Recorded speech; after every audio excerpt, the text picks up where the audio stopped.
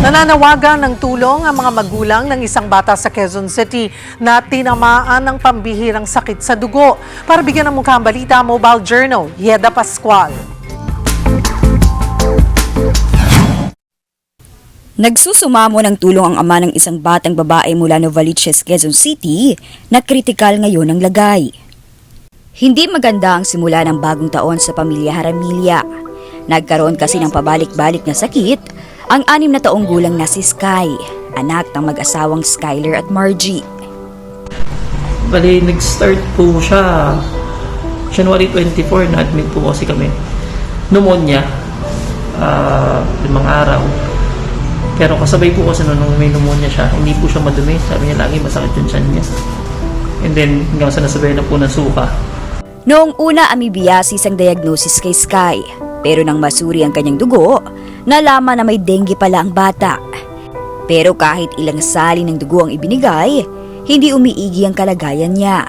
Hanggang natuklasan na lang na mayroon na pala siyang purpura fulminans. Ito ay rare at life-threatening na sakit kung saan biglang bumababa ang dugo ng pasyente. So, nangyayari po yung anak ko, parang nag-autoimmune. Lahat na po nung malasa antibiotic, binigay eh. Tapos hanggang yung huli po, yung gamma IV o yung immunoglobulin. Pero pa rin po, makabagsak pa rin po yung dugo niya. Parang wala pong nangyari. Isang call center agent si Skyler pero 2 linggo na raw siyang hindi makapagtrabaho. Ang kanyang health card max out na at ang bill sa ospital mahigit 300,000 piso na. Actually, tinapat po kami ng mga doktor na talagang critical siya, na pinaasahan yung katawan niya mag-respond, kaya nga po siya binigyan ng gamma IV.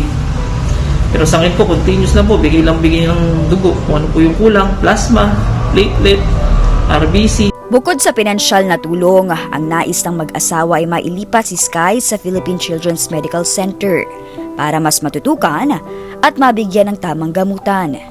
May po kami ng tulong, prayers po, na may ligtas po yung anak ko kasi sa ngayon po talaga kailangan namin ng milagro.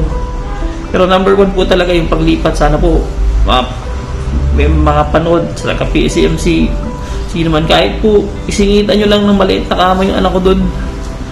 Basta magamot lang po siya, matingnan lang po siya ng mga doktor nyo. Okay na po kami. Maraming salamat po. Mga kapatid, ako po si Mobile Journal Yeda Pascual.